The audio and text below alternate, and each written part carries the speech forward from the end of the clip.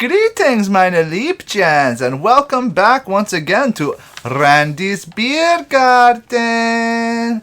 I apologize for my long absence, my beautiful beer babies. I really do love you so. I've just been so busy between my job and other commitments.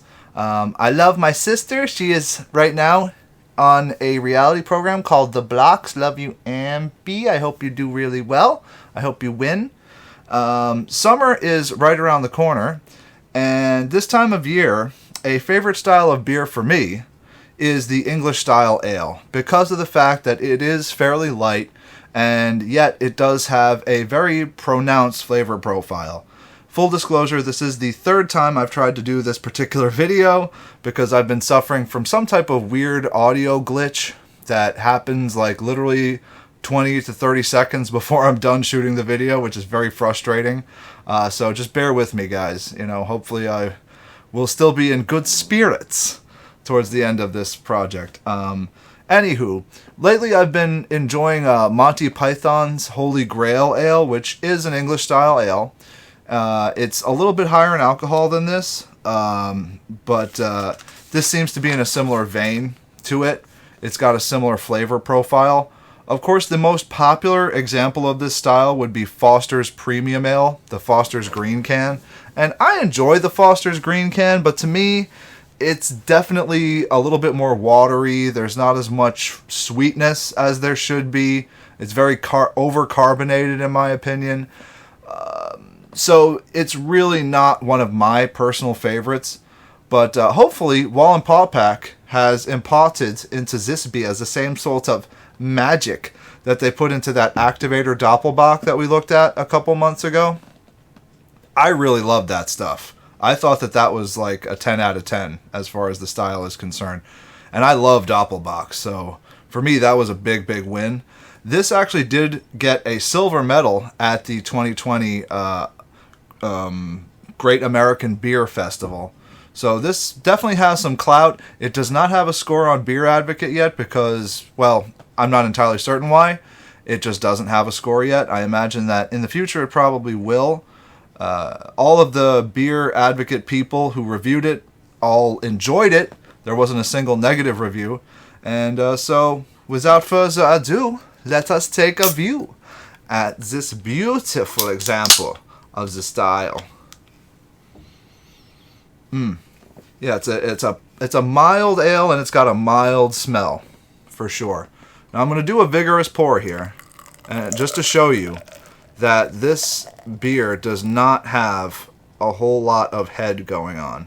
Well, actually, I'll say, of the three that I've poured so far, this one definitely has the most action going on up there. Yeah, the last one I poured had like a 3-finger head after a very vigorous pour. This is more like a 4 or 5-finger head.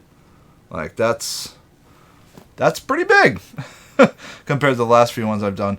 And to be honest with you, this is more in line with the style, this appearance. Most English style ales are going to look like that.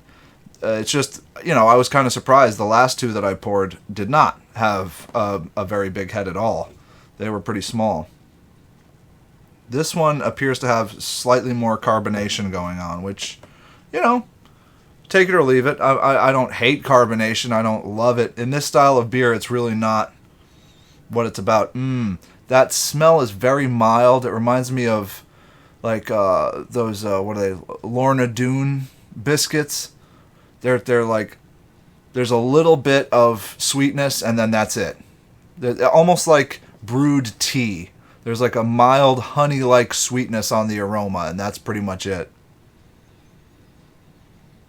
It is very pleasant. I do not mind it one little bit. In fact, I very much enjoy it. I think it's probably one of the better aromas for any beer.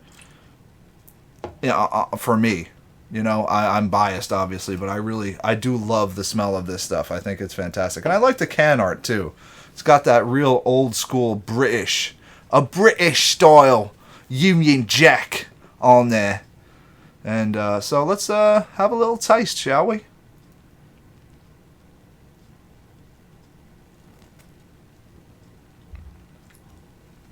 Yeah, this one, definitely a little bit more carbonation, you know, right on the nose.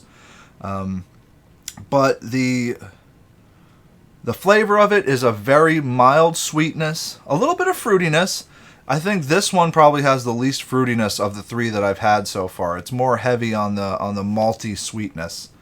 But just like the other two, very mild hop bitterness. It's kind of like it's there on the tip of the tongue, and then it just fades as you swallow, and there's like maybe a little trace of it on the back of the tongue.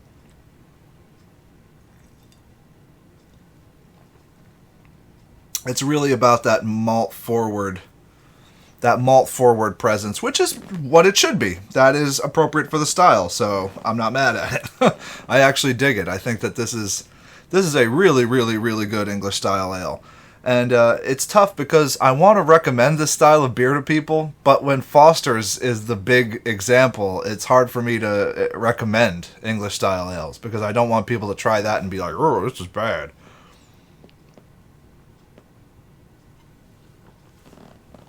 So I would say, yeah, if you can get your hands on either the Monty Python Holy Grail Ale or this, those are what you should try because they will give you a much better example of what an English style ale is supposed to taste like. It's a little bit funky, a little bit funkier than you're probably used to if you're drinking Budweiser or Busch or whatever.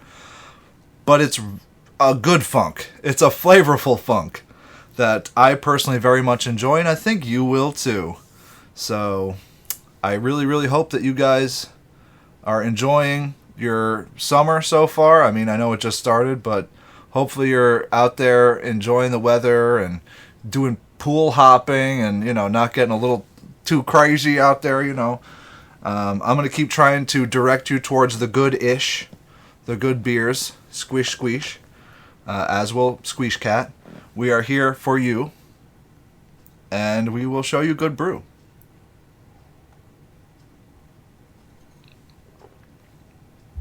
Yeah. So I personally would say that this is like a 9 out of 10 for me. I love it. And I strongly recommend you seek it out. So please, if you would be so kind as to like and subscribe. Like the video, subscribes to the channels, and we have a lot more beer content for you, my beer babies. But for now, I will bid you all a hearty Auf Wiedersehen.